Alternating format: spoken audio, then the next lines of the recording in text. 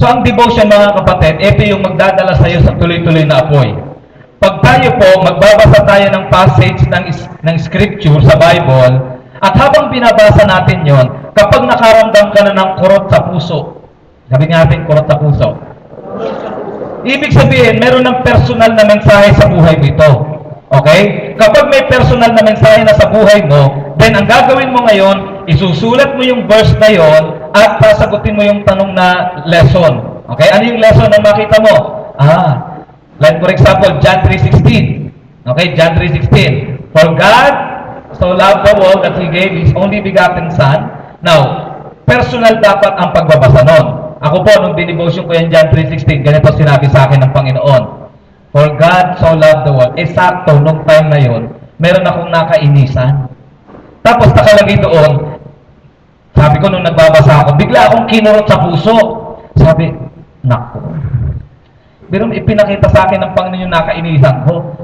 Tapos, therefore, din nilagay ko ngayon doon sa lesson ko, yung palang tao nakainisan ko, mahal din ni Lord. Kumbaga parang that time, sinesermonan ako, pinapagalitan ako. Ganun mga kapatid ang salita ng Diyos, nangungusap siya. Amen!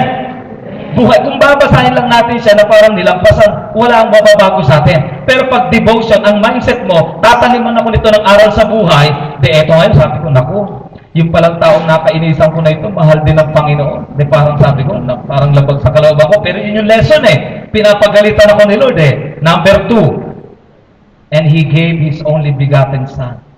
Nako. Lesson number 2. Gusto ni Lord, ayusin ko ito at gawan ko ng kabutihan yung nakasamaan ko ng loob. Wala akong magawa Bakit? Gusto kong umubay. Mahal ko ang salita ng Diyos Yun ang sinasabi sa akin directly. Hello? Ang gagawin ko nga, sinulat ko talaga siya.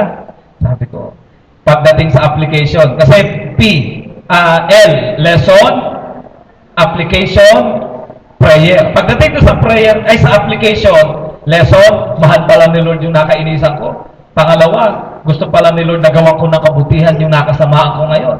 Pinapagalitan ako Therefore, application. Pagdating sa application, dapat may kilos, galaw, aksyon. Okay? So nilagay ko ngayon, dapat may gawa, sukat. Okay. Number 1. Lord, paano ko kaya i-apply itong natutunan ko na ito? Paano ko ito gagawin? Now, take note, iba ang desisyon kasi makikipag-ayos na ako. May kilos na ba doon? Wala pa. Nagdesisyon ka lang makikipag-ayos pero wala ka pang gagawin. Ito ang gagawin ngayon. Okay? Number 1. Paloloadan ko siya ng 30 kahit hindi niya alam. Bakit? Kasi personal ko yun Inuutosan ako ng Panginoon na i-apply ko yung natutunan ko sa salita ng Diyos. Sala niyo mga kapatid, grabe. Kahit medyo it hurts, grabe. Pinaloadan ko siya ng 30. Kahit hindi niya alam. Pero alam niyo mga kapatid, after that, nung pinaloadan ko siya, nagkaroon ng kagalakan sa puso ko kasi nasunod ko yung salita ng Diyos. At alam niyo yung damdamin ko na parang nasugatan. Kasi syempre, may punto din naman ako. Pero alam niyo, hinilom ng Panginoon. Amen? Yun ang nagagawa ng devotion. Kaya mga kapatid, tingnan niyo So, application. And then P, prayer. So, isusulat mo doon ako ang nilagay ko. Lord, sa totoo lang po, kung magpapakatotoo ko, Panginoon, mahirap kasi nakainisan ko po. At parang ang hirap pong makawala sa ganitong damdamin kasi involve ang aking emosyon. Nasugatan po ako, Panginoon, at talagang parang ganun Lord, tulungan mo po akong ma-overcome ko itong ganitong damdamin. Sinulat ko po yun mga kapatid. And then after that, nung yung devotion ko yun, alam mo, nagkaroon ng kapayapaan sa puso ko. Bakit? Because of the Word of God. Now, ang devotion, bagamat may emosyon tayo, bagamat may isip tayo, pero sinasangguni natin ang salita ng Diyos dahil naniniwala tayo, may sasabihin ng salita ng Diyos sa pang-araw-araw kong sitwasyon. Amen? Okay? May sasabihin ang Diyos sa pang-araw-araw kong sitwasyon. Ang sitwasyon ko ngayon, halimbawa, ako'y walang panggastos. Ang sitwasyon ko ngayon ay wala akong kapera-pera. Naniniwala ako, alam mo mga kapatid, kaninang umaga, nung nag-devotion po ako, sabi ko, Lord, ano yung gusto mong i-devotion ko? Ako kasi, naka-book, nasa Colossians ako ngayon. Pagdating doon sa chapter 4, nakalagay doon, chapter 4, verse 6, let your conversation. Sabi ko, Lord, mukhang meron akong ayusin sa sarili ko, sa disciple ko, hindi porket pastor ako, di ba? Kumbaga, kailangan makipag-ayos din ako ng pananalita ko. So, yun yung word na nadinig ko kay God. Personally, yun, akin yun. And then, application ko, pag uwi ko, kakausapin ko si ganito. Okay? At meron akong aayusin. And then, alam niyo mga kapatid, dahil sunod-sunod na, sabi ko, napaka-busy na, kanina, may time pa ako konti, sinulyapan ko yung devotion ko bukas. At ang devotion ko bukas, syempre, yung verse 7. Ito nakalagay. Tinan niyo po, verse 7. Verse 7, mga kapatid, tinan niyo nangungusap na agad sa akin. Teka, nawala. Okay? Colossians chapter 4 and verse 7, it says, Tychicus. Okay? Tychicus will tell you all the news about me. Now, tinan nyo nung binabasa ko ito, ang tinitingnan ko yung present situation ko. I'm a pastor of 12 disciples, may cell group ako, may inaalagaan ako. Then dito sabi niya, Tychicus will tell you all the news about me. He is a dear brother and a faithful minister and fellow servant in the Lord. Ano sabi sa akin ng Panginoon? Anak, ikaw may Tychicus ka ba? At kapag si Tychicus nakausap ng ibang tao, ano ang ikikwento nila tungkol sa iyo? Kasi kita niya, booking ka eh. Ang ikikwento ba ni Tychicus tungkol sa akin sa ibang tao? Ay, yung cell leader ko, naku, yun, mainitin ang ulo nun. Naku, yung cell leader ko na yan, naku, pigon yun. Naku, yung cell leader ko na yan. Kilala ako eh. Kaya sabi sa akin ng Panginoon, anak, kung may mga bagay na dapat kang ayusin, sa totoo lang, maraming mga Tychicus na nakapaligid sa iyo. Hello? At si Tychicus, sasabihin niya yun. Kaya lang ang tanong, ano ang sasabihin ni Tychicus? Kaya sabi ko, Lord, parang excited na akong i-notes agad Isusulat ko na agad kung ano yung lesson na napulot ko. Parang excited na rin akong gumawa ng application. Ano i-apply ko, Lord? Nakikita niyo ibig sabihin, mga kapatid? Kita niyo po, ang devotion, personal siyang nangungusap sa'yo. Hindi lang siya nagtatanim sa'yo ng magandang quotation. Di ba yung magandang quotation? Halimbawa, yung Psalms chapter 37 verse 4. Delight yourself in the Lord, and He will give you the desires of your heart. Tapos tayo na, pag nagandahan na, Uy, ang cute, ang ganda. Ite-text ko nga ito. Di ba? I-GM ko na ito. Pasa-pasa ngayon. Kaya lang, hanggang pasa lang. Para ka lang husgado na ang ganda, pero walang dating sa'yo. Ang ganda, pero walang nababago sa'yo. Ang ganda, pero walang tinitira sa buhay mo. Amen? Okay, ang devotion, may something na pinapangusap ito sa buhay natin. Ang devotion, mga kapatid, bumabago ito ng buhay. Kaya ganito, mga kapatid. Tingnan nyo, grabe excited ako tuloy bukas ng umaga. Kaya sabi ko, nako, bukas ng umaga, tatayo ako, excited akong basahin ulit, tsak i-reveal ng Panginoon yung ibang bagay. Alam nyo, sa devotion ko, diyan ako pinatatatag ni Lord bilang disciple maker. Dito sa devotion, dito ako pinapatatag ni Lord bilang pastor. Bakit? Nagtatanim siya sa akin ng mga dapat kong maging gawin, maging ugali, pananaw, bilang cell o small group leader. Okay? Sa mga kapatid, tingnan po natin ito, balikan natin. So, sa devotion, naintindihan na po natin ang devotion, mga kapatid. Amen? Okay? Ang devotion ay pagtatanim ng aral sa buhay na galing sa salita ng Diyos. So, kung gagawin natin to everyday, ang sarap, everyday may word of God ka kay God. Ang sarap ng buhay na merong nagpapayo, nag-a-advise, o anak, o kamusta ngayon, o nak, ganito kilala kita, kailangan ganito gawin mo. Pero pag wala nang nag-a-advise sa buhay natin, mga kapatid, alam niyo kung ano mangyayari? Malungkot. Okay? Alam niyo, ang devotion ay parang uling. Ano ulit ang devotion? Uling. Kapag ang uling, hindi mo dinagdagan yan, ano mangyayari? Unti-unting mamamatay yung apoy. Pero pag dinadagdagan mo ng dinadagdagan, nagpapatuloy ang apoy. Ganon din ang spiritual fire natin, mga kapatid. That every day, dinadagdagan mo ng salita ng Diyos sa buhay mo, nagpapatuloy ang iyong apoy. Kaya mapapansin natin, mga kapatid, may mga kabataan doon sa amin sa church. Ang tagal nang natapos yung encounter namin, nag-focus encounter sila, pero yung fire nila, ramdam ko tuloy-tuloy. Bakit? Nagde-devotion. Pero yung paggaling ka ng retreat, tapos walang devotion, walang follow-up na ganon, tingnan nyo mga kapatid, nag-enjoy lang yun sa activity at program, pero hindi nalagyan yun ng apoy. Okay? So ang devotion, kaya mga kapatid, ito, iko-commit natin ang buhay natin. Sasaluhin natin ang devotion. Ilan sa atin dito, kung ihahagis ko itong bola ng devotion, sasalo ka na. Amen? Wow, praise God. Dahil ito yung makapagpapatuloy ng ating apoy. Okay? Ano pa? Ito yung uling, ito pa, ang devotion ay pampahubog ng utak. Pampahubog ng pagkatao. Bakit ko sinabi ito? Ikikwento ko sa inyo itong isang kong karanasan. Nung unang punta ko po ng Hong Kong, mga kapatid, dumiretso po kami doon sa lugar ng Mawan. Pagdating namin doon sa Mawan, alam nyo, na-shock po ako. Shock na shock talaga ako. Nung makita ko yung mga batang inchik doon, ang liliit pa lang. Grabe, siguro mga 6 na taon, 7 taon. Ang gagaling mag-inchik. Oh. Ha? Sabi isa, siyempre. Talaga naman, tama, di ba? Bakit? Kasi doon siya lumaki. Tama. Iyon ang nadidinig niya. Ano pa? Iyon ang tinuturo sa kanya. Iyon ang pinag-uusapan niya. At iyon ang itinuturo sa kanya. Ano nangyari ngayon? Nahubog ang bata. Okay? Nahubog ang bata. Nung kanyang kultura. Hinubog siya ng kanyang paligid. Eto pa. Nung ako'y nasa may kawayan, nakasakay ako ng jeep, mga tanghaling tapat Ang init, napakainit talaga. Alam niyo mga kapatid, merong isang, nasa jeep ako nung pauwi ako, naalala ko, uy, sa kanto ng may kawayan, merong 7-Eleven.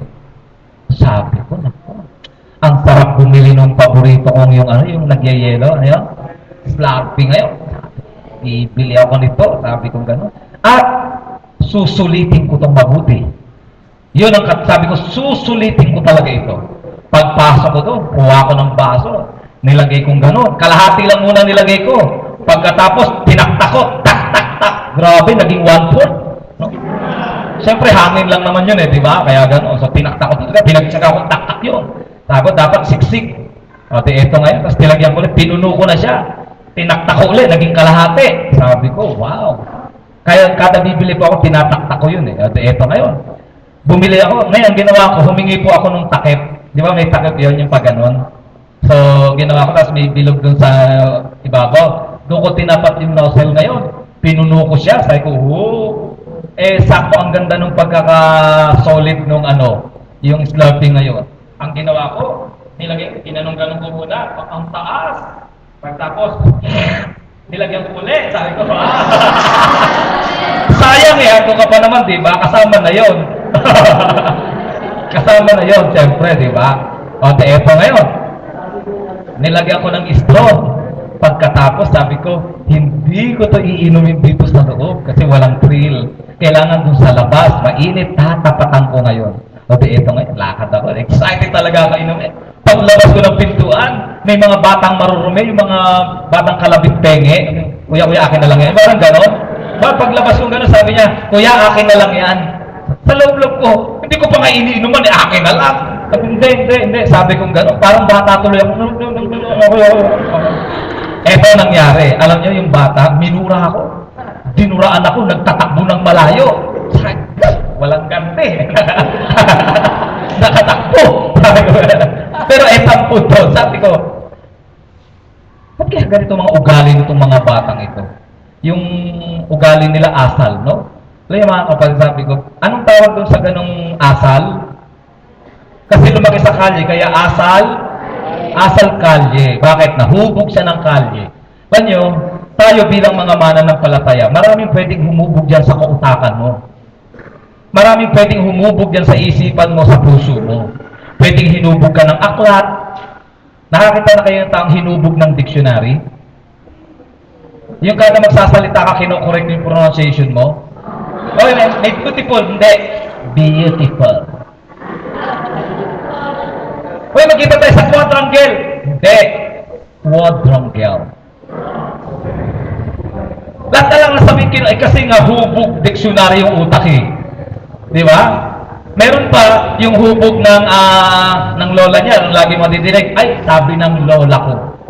Di ba may kakilala kayong ganun tao? Ayan na naman si sabi ng lola niya. Di ba? Kasi nga hubog na, halata mo na hubog lola eh. Di ba? Meron pa hubog yung mga sikat sa TV. Di ba? Hubog radyo. May mga hubog ganito pa. Kaya tanong ko mga kapatid, ikaw, sino hubog sa'yo? Hinubog ka ng pera? Hinubog ka ng problema? O hubog ka ng salita ng Diyos? Ang ibig ko sabihin, kapag everyday kang nagde-devotion, yung character ni Christ na nandun sa Bible, unti-unting ipinapasa sa'yo, nahuhubog ka ng salita ng Diyos. Kaya kapag ikaw may kagalit, may kaaway, hubog salita ng Diyos, kaya mong gawin ko anong ginawa ni Jesus. Amen? Kung ikaw ay may pangangailangan ng pagbibigay, nangangailangan, kaya mong ibigay, kaya mong gawin. Bakit hubog salita ng Diyos ka eh? Alam mo mga kapatid, yung gawain tungkol sa Panginoon, pagsisimba, pag-offering, magagawa mo bakit hubog ka ng salita ng Diyos eh. Hello? Kaya dapat natin itong saluhin. Dahil paglabas natin ng encounter, dito magsisimula ang isang bagong pamumuhay. Amen?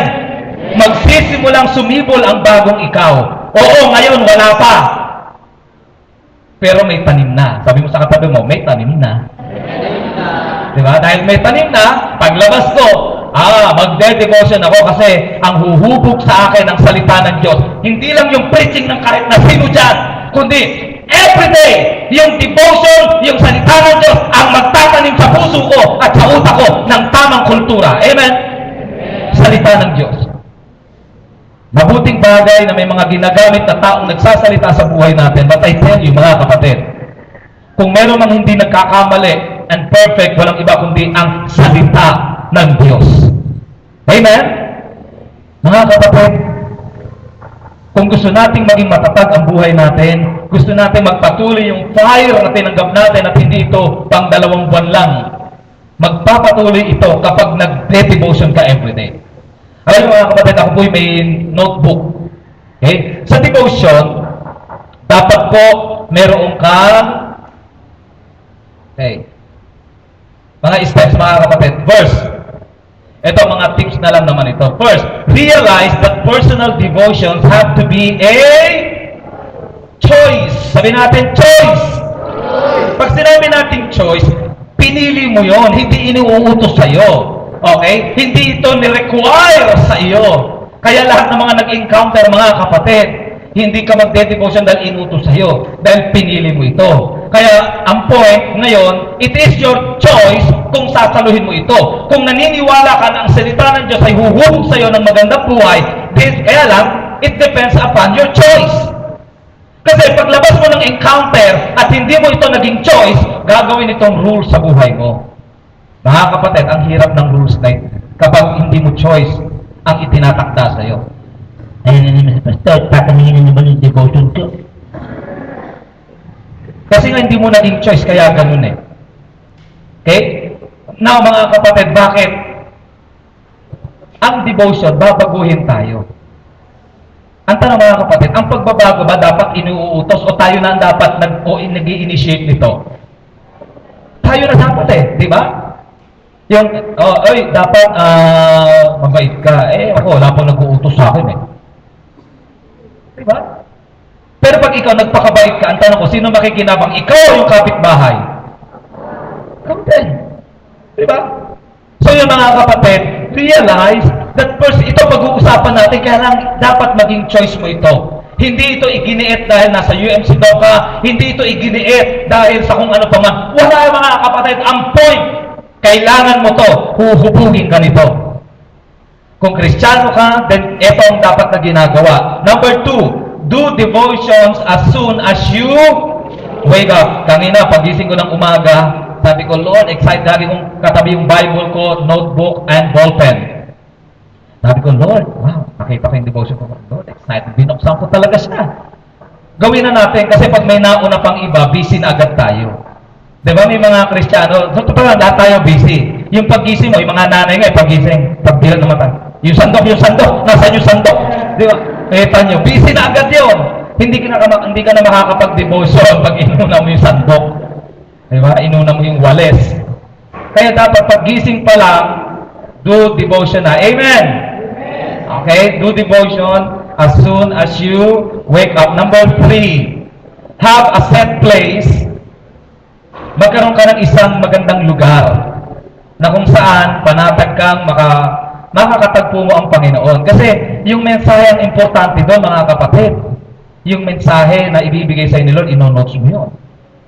So dapat may tamang lugar, yung hindi tayo na-istorbo. Okay? Baka mamaya habang nagde-devotion ka, sa kusina ka pa, naaamoy mo yung ginigisang bawang. Diba? Ang nais-nais mo na habang nagde-devotion ka, longganisa. Mamaya na nga ito. Diba? Pupunta ka agad doon. So, humanap tayo ng isang lugar. Have a set place for devotion and certain ideas on how you will do devotion. Next, start by listening to God, read the Bible, and spend time meditating on it. Okay? Start by listening to God. Makinig ka. Okay? Ano yung pakikinggan natin? Ang devotion kasi, mga kapatid, tulad ng binanggit ko kanina, ito'y nagsasalita sa everyday situation natin. What is your present situation? I believe, pag nag-devotion ka, magsasalita si Lord tungkol doon. Bakit? Ang salita ng Diyos ay buhay. Nakaranas na ba kayo ng bangkay, kinausap mo, sumagot? Di ba? Umiiyak ka, bakit? Tapos yung bigla mga tahan na. Hindi gagawin niya, patay yun eh. Ang salita ng Diyos, buhay! Hello? Mangungusap sa iyo yun. Sa present situation mo. Kaya makakatanggap ka ng relief, makakatanggap ka ng gaan, makakatanggap ka ng kapayapaan, ng kagalakan. No? Okay? So number 5, involve prayer in your meditation.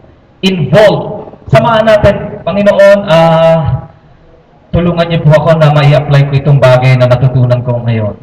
Okay? Humihingi ka ng biyaya sa Panginoon. Number 6, set out to read a passage. Ayan, may binabasa tayo na passage. At kapag binabasa natin yon, makakapulot tayo doon ng kurot sa puso. Di ba? Ibig sabihin, nangungusap na doon sa everyday situation mo, sa present situation. Do not beat yourself up about missing a daily devotion. Alam niyo, mga kapatid, meron pong lumapit sa akin isang kabataan. Sabi niya, Pastor, ayoko na pong mag-devotion. Oh, bakit? Pinagalitan ka ba ni Lord? Hindi po. Sabi, hindi ka ba nagagandahan? Hindi, nagagandahan ako. Bakit nga gusto mo nang hinto? Kasi po, nag-bad trip ako, hindi ako nakapag-devotion kahapon, kaya parang, hindi na, tuloy mo lang. So kapag nakaranas tayo ng ganun, mga kapatid, huwag kang malungkot, mag-devotion ka na. Amen? Do not beat yourself up about missing a daily devotion. Keep a devotional journal. Now, sa devotion, dapat may sariling notebook ang iyong devotion. Alam niyo, nung first time ko itong matutunan, nung una asar na asar ako, kasi sabi ko, nung tinuturuan kami yung pastor, kasi mga pastor din eh, nung tinuturuan ako mag-devotion, sa loob-loob ko, kung mga pastor na kami, check-in down. Gano'n, tapos ito pa. Yung mentor namin, talagang chinecheck yung devotion namin. Sabi ko, ay, naiwan ko yung devotion ko. Pero actually, hindi talaga ako nag-devotion. Hindi, i-share na lang. Kanya-kanya sila, buklat sila. Nung nagbubuklat sila at binabasa personal, naiinggit ako. Sabi ko, ako mabubuking. Sabi ko, may kayabangan. Ako, alam ko na. Actually, naiwan ko po yung notebook ko. Pero actually, yung binibosyon ko po, nangusap talaga ang Lord sa akin dun sa Psalms 37:4. Yung kunyari, hindi ko pa alam eh. Delight yourself in the Lord. Tapos, yun, ang naging lesson ko doon, dapat pala, masaya ka kay Lord. Yung gano'n. Ini-invento ko lang naman eh. Pero ang totoo, wala akong devotion. Kaya sabi mo sa katabi mo, partner, huwag kang mandaraya. Mag-devotion ka talaga. Amen! Alam nyo, pag ikaw nagkikristyanuhan, tatanggap ka ng blessing-blessingan. Okay? at papasok ka sa langit-langitan. Pagdating mo doon sa langit-langitan, impyerno pala yun. Eh, langit-langitan nga lang yun eh. Kasi nakikiristyanuhan ka lang. So mga kapatid, alam niyo yung una kong naging notebook. Kasi hindi ko pa nga gusto devotion nun eh. Nagsusulat ka everyday. Ano ba yan? Araw-araw. De eto ngayon, nangyari. Ang una ko pong notebook, bumili ako ng mumurahin. Yung tig 7 pesos. Alam niyo yung writing notebook? Oo, yung manipis na writing notebook. Yun. Tapos, ang binibili ko yung manipis para madaling punuin. Naiinip ako pagkakapal, ang hatami ko pang pupunuin. Parang gano'n. Ewan ko ba ito utak na to? Ano? De gano'n. O, de eto ngayon. Sabi ko, ibili ko yun. Tapos, eto nung nakausap ko yung asawa ni Pastor Emil, pinakita sa akin na to, Pasaber. Yun ang boses ng malaki, Pasaber. Ate, bakit? Tingnan mo tong devotion notebook ko. Uy, ang ganda! Sabi ko gano'n, Pasaber, hulaan mo kung magkano yan. Sabi niya, sabi ko, itong ganito, mga ano to, 250, hindi. Ay, gano'n, 350, hindi. 500, hindi. Magkano yan? Sabi niya, Pastor, 1, 2. Ha? Pastor, dito ako kinakausap ni Lord araw-araw. Dito niya binabago ang buhay ko araw-araw. Kaya dapat special. Ang ginawa ko, tinamaan ako doon. Ouch! Sabi ko. Eto, sabi ko. Alam niyo, nagbago na ako. Bumili ako ng notebook, yung mas mahal na 8 pesos. Hindi, kaya pala mamahal kasi tumaas daw ang presyo ng papel, pero yun pa rin yun. Pero sumunod ko, mga presyo mga kapatid, 13. Bakit ng pakyat? Ganun. Pero alam niyo, hanggang sa nung na-inlove na ako sa devotion, nakita ko binabago talaga ako mga kapatid. Ngayon po, ang devotion ko ay halos yung isang kumpleto na for 1 year. Alam niyo po, by God's grace, last year, nakumpleto ko po ang aking devotion buo for 1 year. And then, sabi ng aking mentor, wow, sabi niya, I'm so proud of you. Sabi sa akin ni Pastor Mark, kinuwento niya pa doon sa mga kasama naming disciple. So, I want to congratulate Pastor Bear for having, he completed his devotion for 1 year. Kaya ang goal ko rin ngayon mga kapatid, sabi ko, ngayon, tuloy-tuloy po ang aking devotion. Ang point, hindi na issue sa akin yung tuloy-tuloy. Ang point, hindi na yung dapat everyday. Alam nyo, nahigitan ko na yun. And then ang point ko, uhaw na ako sa salita ng Diyos. Kaya nga minsan, kanina, di ba, nag-devotion na ako. Gusto ko bang i-devotion yung para bukas? Bakit? Addict na ako sa salita ng Lord. Gustong-gusto ko na siyang malaman ang sasabihin niya sa buhay ko. Amen? Yung bakit, hangad mo na. Gustong-gusto mo na. Sabi nga nung mga kabataan, dahil nagsasalita sila, yung parang ano tawag daw, yung hindi naman umay na umay yung giyang na giyang ka na. Na gusto mo nang malaman ang mensahe ni Lord. Ngayon mga kapatid, tinan nyo, maraming tao pinatatamaran ng devotion kasi hindi tama at hindi bumabago ng buhay nila. Ang tabang. Pero kapag naranasan mo ang tamang devotion, kapatid, kauuhawan mo ito. Mararamdaman mo, binabago ka talaga ng salita ng Diyos. Amen? Kaya magtutuloy-tuloy yung apoy. So ano nakalagay dyan?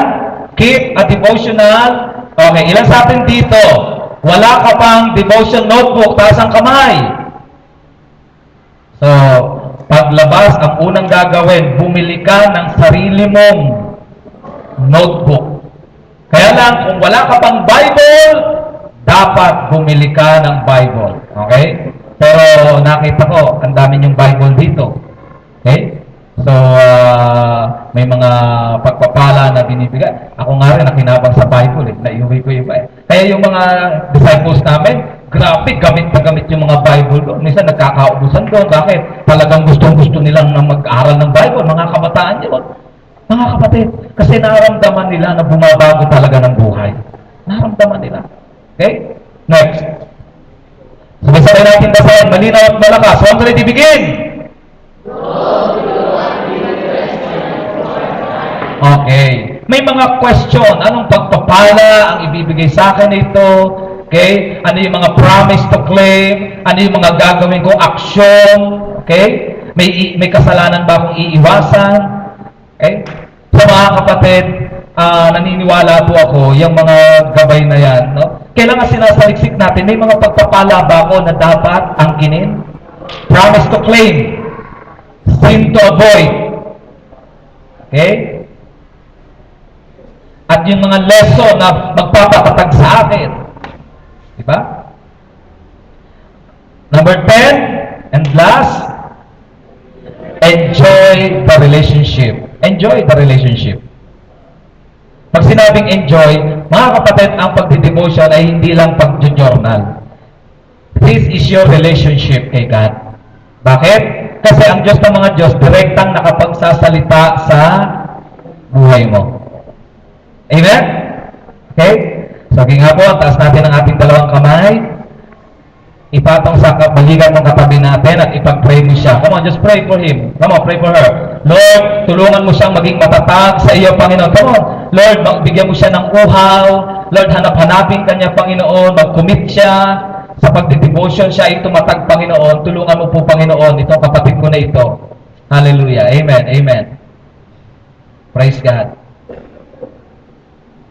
Because time spent with God is powerful and life-changing. Lord, salamat po. Mga kapatid, tingnan po natin ito. Meron po tayong challenge. Sa vision natin na ito, may commitment ang lahat ng nag-encounter. Medyo pakisulyapan nyo nga po yung bibig ng katabi nyo. Sa tansya mo, ilang kabang bigas na pumasok sa bibig na yan? Diba? Diba? Ilang truck ng pechay na naubos ng bibig na yan? Tingnan mo. Diba? No, kita nyo mga kapatid ha, kakakain natin ng kakakain, eh, kailangan naman talaga yan. Pero kita nyo, nagiging malusog, gumaganda, kumikinis, at lumulusog ang tao. Amen! Kaya mga kapatid, katunayan na kapag kumain ka ng mga physical na yan, gumaganda ang physical. Pero ang tanong ko, ilan sa atin dito, kakakain mo ng kakakain, bumabait ka ng bumabait lalo. Alam niyo sa salita ng Diyos, kapag kumain tayo ng salita ng Diyos, doon umaayos ang ating pagkatao. Amen! Kaya, total, yung pagkatao natin ay importante at kailangan din naman, kailangan din ng pagkain, pero ang commitment natin ito, no devotion, no breakfast. Hindi naman sinabing walang kain. Hindi naman sinabing ganun. Meron pa rin, kaya nang uunahin ang devotion. Bakit? Kasi naniniwala tayo, kailangan kong mabago ang buhay ko. Amen! Therefore, uunahin ko ito. Sa tagal ba naman ng panong na buhay ko, kung ilang gatas na ng kalabaw ang pumasok sa bibig ko, di ba? Ilang lata na yung naubos ko dyan. Ang point, mga kapatid, this time, dahil nakita natin ang halaga, ilang sa atin dito, tinatanggap natin yung challenge na yon. No devotion, no breakfast. Wow! Talaga ha? Talaga ha? Okay ha? Oh. Ngayon, uunahin natin ang salita ng Diyos. Pangalawang challenge. No devotion, no bed. No devotion, no breakfast, no devotion, no bed. Ibig sabihin, bago ka matulog, susulyapan mo yung naging devotion mo at ipagpapasalamat mo sa Panginoon. Amen? Sabi ng Joshua 1:8, this book of the law shall not depart from your mouth, meditate on it day and night. For then, you will be careful to obey. Diba? Ano tama ang sabi doon? To do everything written on it, then you will make your way prosperous. So mga kapatid, no? So, this time, magpe-pray po tayo ngayon. Aha. Sige po, anyahan ko po tayong lahat ay tumayo.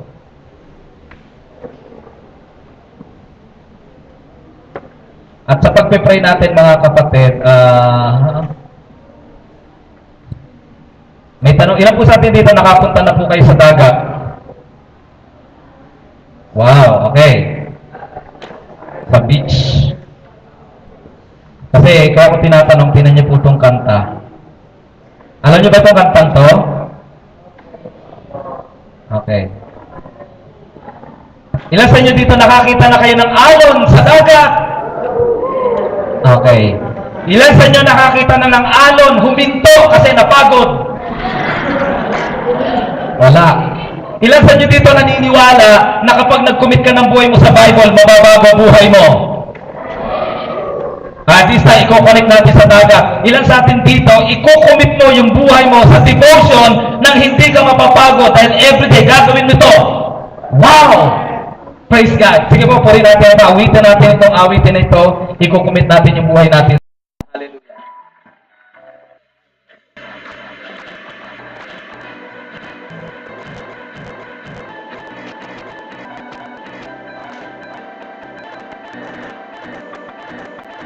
Galing sa puso natin, kung mayroon lamang. Kung ba lamang ang libong buhay, pagkakain lahat sa'yo'y ibibigay. Kayo paman sa'kin, nag-isang taglay, italaan bawat saglit, pag-ibig ang walang humpay. Kaya ng dagat na hindi napapagal sa pag-alon. Ito ay sa'yo magmamahal sa habang panahon. Natatakot ay tambali. Pagkatapat ay iyong tingin, kalagit ng awitin. Minsan ba, kung mayroon lamang ako ng libong, pwede bang hawakan natin yung mga Bible natin? Hindi pagkakait lahat sa'yo'y yakapin natin. Come on. Kayo'n paman sa'kin, nag-iisang taglay, ilalaan bawat saglit, upang ibig ka na walang humpay. Kaya ng dagat na hindi napapagal sa pag-alon, ay sa'yo nagmamahal. Sa habang panahon, natatanging kayaman ko'y ikaw ay sambahin. Wagas na pagsintay iyong dinggin, nagkakit ng awitin. Gaya ng dagat na hindi napapagal sa pag-alon. Puso ko ay sa'yo magmamahal sa habang panahon. Natatanging kayamanan ko'y ikaw ay sambahin. Wagas na pa ay iyong ibig, kalagip ng awitin. This time, nanyayaan ko po tayong lahat ay gawing altar yung ating upuan. Come on, luhod po tayo, and then i-commit natin yung buhay natin sa Panginoon. Come on, hallelujah. Lord, yes, O God. Lord, hindi ako mapapagod, Panginoon. Lord, mamahalin ko ako yung salita, O God. Hallelujah. Come on, just pray. Come on, just pray. Come on, humingi ka ng tawa. Kung ang salita ng Diyos na paglaruan mo, hindi mo nabigay yung Diyos mo. Amen. Hallelujah.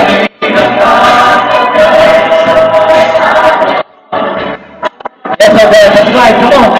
Lord, hilingin mo, Panginoon, bigyan mo ako ng pusong nai-inlove. Bigyan mo ako ng puso, Panginoon, hahanap-hanapin mo ang salita mo. Bigyan mo ako ng puso, Panginoon. Lord, ikaw ang pinapayagan ko, huhubog sa buhay ko. Lord, sa damdamin ko, ikaw ang magsasalita, Panginoon. Lord, ikaw ang magtatanim sa puso ko, Panginoon. Hallelujah. Come on, just pray, pray. Yung nananalangin na galing sa puso, pinapakinggan ng Panginoon. Come on. Lord, tulungan mo ako, Panginoon. Ito ang huhubog sa buhay ko, O God. Yes, Lord. Tulungan mo ako, Panginoon. Just pray. Lord, pwede ba habang nakapikit ka ngayon, kung merong time na wala ka pang Bible, wala ka talaga sariling Bible, hilingin mo, Panginoon, Tulungan mo ako magkaroon ng sarili ko. Bibili ako ng Bible, Panginoon. Lord, bigyan mo ako ng pag-ibig. Maibig lang ako sa iyong salita. Yes. Lord, ayoko na kung iba ang huhubog sa akin. Lord, gusto ko yung salita mo, Panginoon. Sa lahat ng sitwasyon ko, yung salita mo, Panginoon. Amen. That's right. That's right. Pray, pray.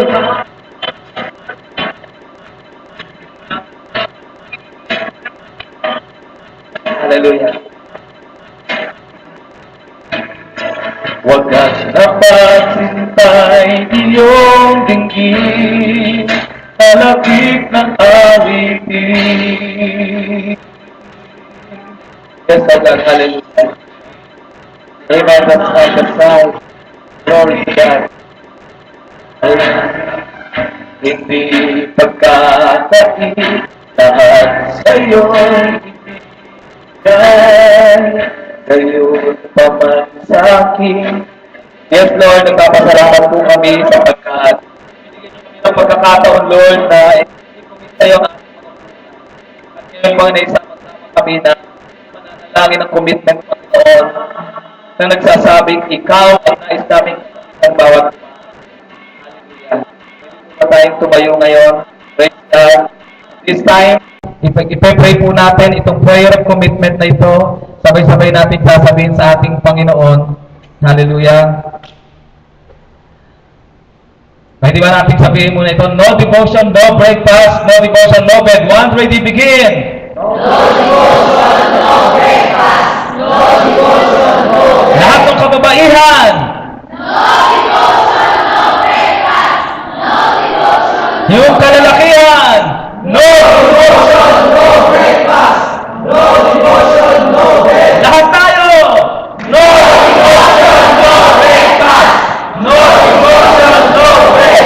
Okay, ipagpe-pray natin ito yung galing sa puso. Susunod po kayo, sabihin natin, Lord Jesus, Lord Jesus, I make a commitment I make a commitment not to allow not to allow any physical food any physical to food enter my mouth to enter my mouth until I first receive until I first receive spiritual food for the day.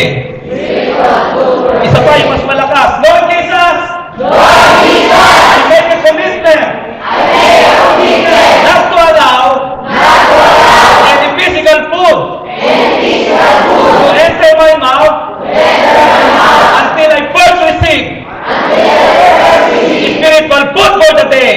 spiritual food for the day. In Jesus' name, In Jesus' name, Amen. Amen. Palakpakan natin ang Panginoon. Hallelujah. Amen. Sige po, pwede po tayong makaupo ngayon. At tunay na napaka sarap no, na makita.